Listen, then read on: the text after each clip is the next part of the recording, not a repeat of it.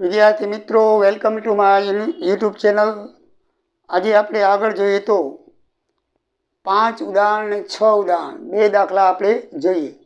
ઉદાહરણ નંબર 5 ની અંદર મિત્રો એક કોઠો આપેલો છે, તો એ કોઠા ઉપરથી આપણે દાખલો ગણવાનો છે। આ દાખલાની રકમ જ છે આ પ્રમાણે, દિવસો પણ દાખલામાં આપેલા છે, આ વિગત પણ આપેલી છે અને કલમ નંબર પણ આપેલા છે, બરાબર છે। આપણે એના જવાબ માટે ગણતરી કરીને તૈયાર રાખવાની છે, એના ઉપરથી રહીશ છે કે બિન રહીશ નક્કી કરવાનું છે। તો મિત્રો સૌથી પહેલાં તે 182 દિવસ પાછલા વર્ષમાં રહેલો છે કે નથી એ નક્કી કરવાનું। ટોટલ 4 બાબત નક્કી કરવાની આવી। કોઠો આપેલો હોય તો આ 4 બાબત 1, 2, 3 ને 4 4 બાબત નક્કી કરી નાખો, પછી આપણે એનો દરજ્જો નક્કી કરાવીએ। સૌ પ્રથમ નક્કી કરવું કે 182 દિવસ રોકાયેલો છે, ના 112 દિવસ રોકાયેલો છે।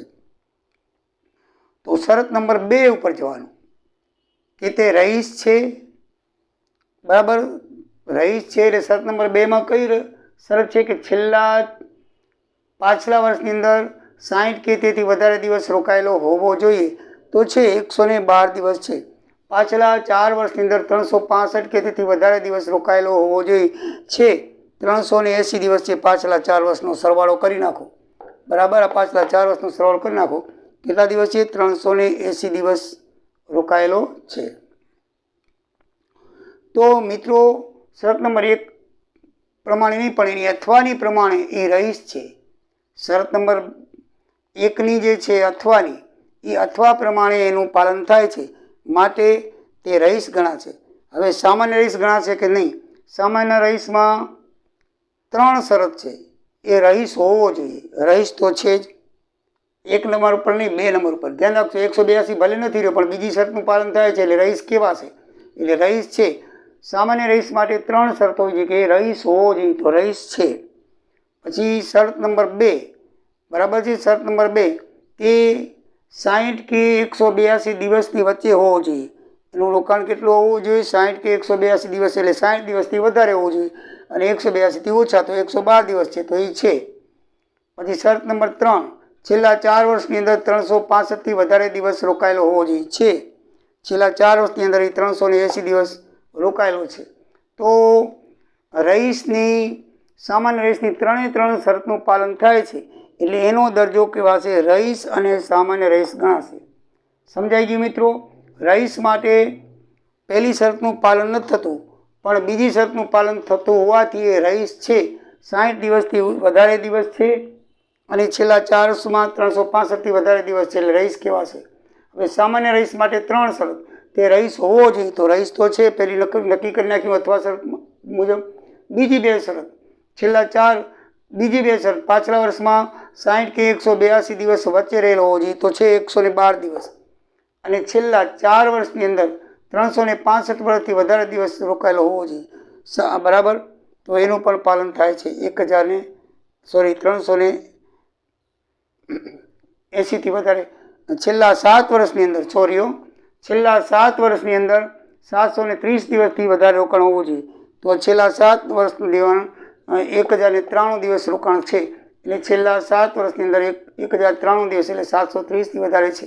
આમ સામાન્ય રહીશની 3 શરતો, ફરીથી કહું છું, સામાન્ય રહીશની 3 શરતો, તે રહીશ હોવો જોઈએ, તો રહીશ છે, બીજી શરત પહેલી શરતની અથવા મુજબ।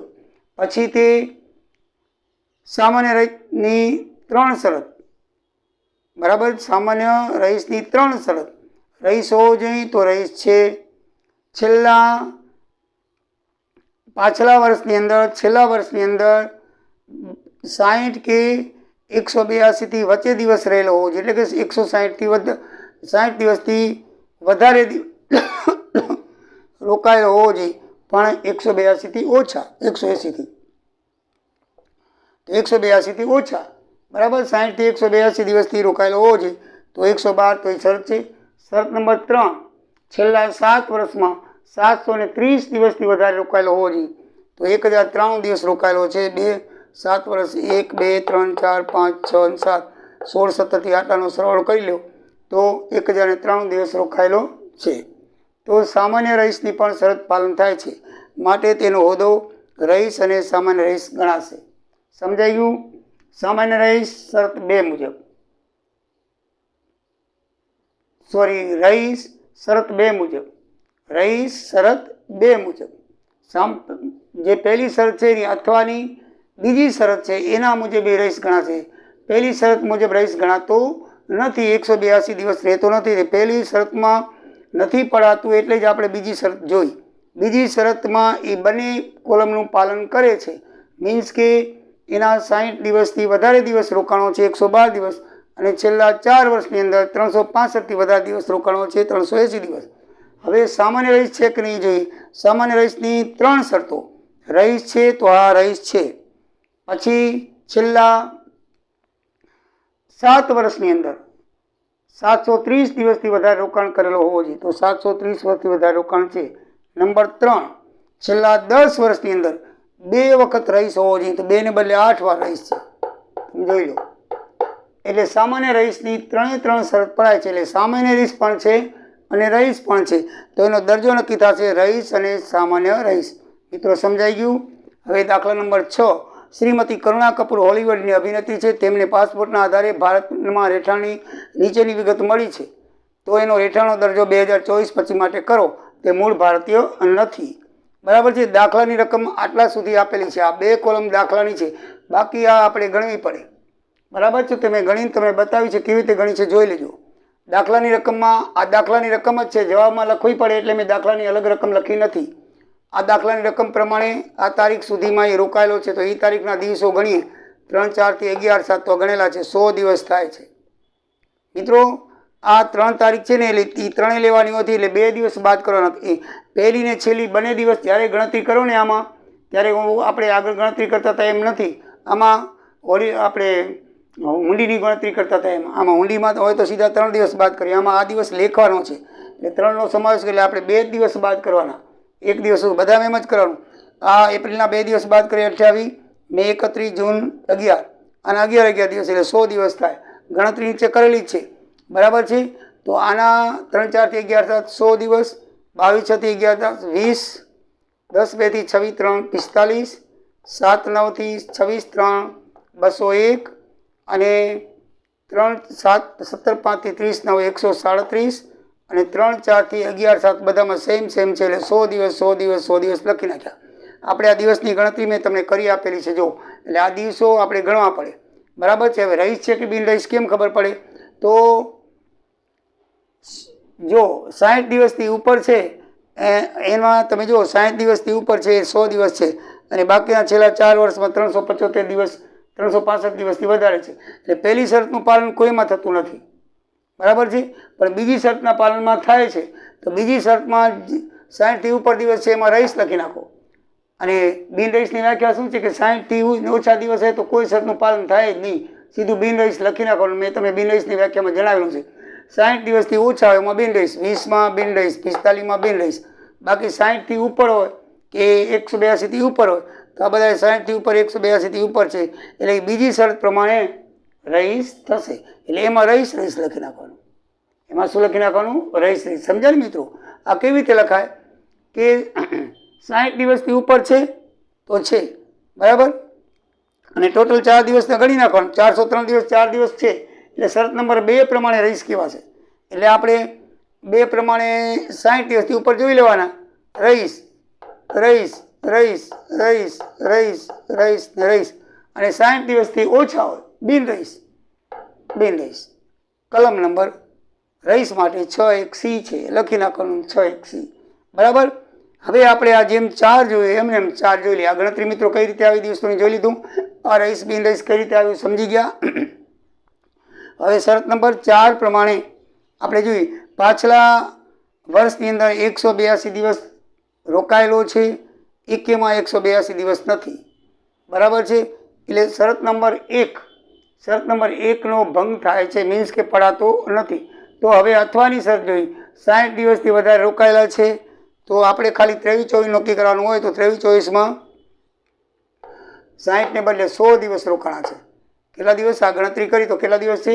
100 દિવસ રોકાણા. છેલ્લા 4 વર્ષની અંદર 365થી વધારે છે તો છેલ્લા 4 વર્ષ આવ્યા 403 દિવસ રોકાણો છે. કેટલો છે? 403 દિવસ રોકાયેલો છે. 365થી વધારે છે. પછી સામાન્ય રહીશનું જોઈ લઈએ.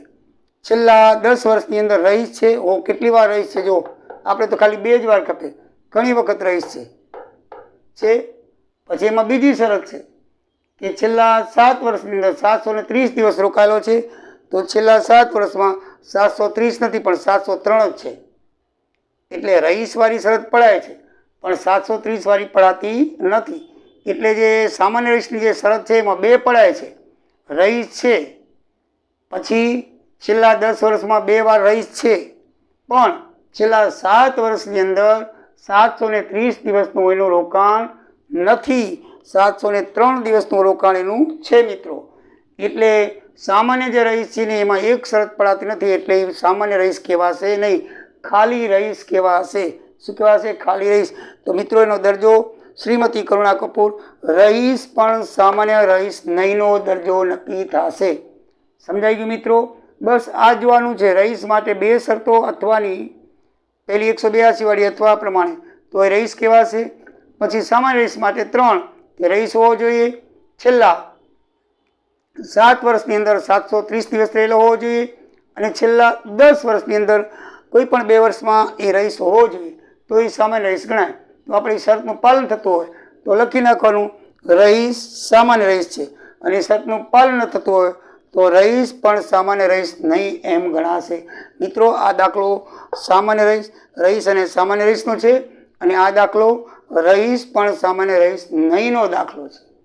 તો 100% દાખલા પૂછાય છે. એટલે આવો કોઠાવાળો પૂછાય તો દિવસોની ગણતરી આમાં આપેલી છે. દિવસોની ગણતરીને રહીશ બી ઇન્ડસ્ટ્રી કેટેગરી પણ આપી દીધી છે. જ્યારે દાખલા નંબર 6ની અંદર ફક્ત આ જ બાબત આપેલી છે. દિવસોની ગણતરી આપણે કરવી પડશે અને કેટેગરી પણ આપણે નક્કી કરવી પડશે, દરજ્જો બરાબર છે, અને કલમ નંબર પણ આપણે લખવા પડશે. તો મિત્રો આપેલું હોય તો આ રીતે થાય, ન આપેલું હોય તો આપણે થોડીક વધારે ગણતરી કરીને કરવું પડે. ગણતરી કઈ રીતે કરી છે મેં લખી છે, જુઓ. દિવસો ગણવાના તમને આવડે છે, એક્સપર્ટ છો તમે.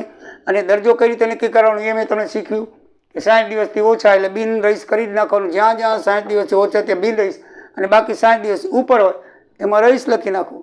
બસ બરાબર મિત્રો? તો આવજો, મારી ચેનલ સબસ્ક્રાઈબ કરજો. નેક્સ્ટ વિડીયોમાં આપણે 2 આગળ દેશું, 8, 7 અને 8, 9 અને પછી 10 બરાબર. એટલે પછી પ્રકરણ પૂરું થશે. પછી સ્વાધ્યાયના દાખલા લઈશું. એટલે આ તમને દાખલા બધાય આવડી જવા જોઈએ, એક પણ રીત બાકી રહેશે નહીં. તો મિત્રો મારો વિડીયો જોયા કરજો, તમને આ દાખલાઓમાં કોઈ દિવસ ભૂલ નહીં પડે. હું તમને બરાબર રીતે શીખવીશ. છતાંય કાંઈ તકલીફ હોય તો કમેન્ટ કરશો તો એનો જવાબ તમને આપીશ. તો આવજો. જય સિયારામ, જય દ્વારિકાધીશ.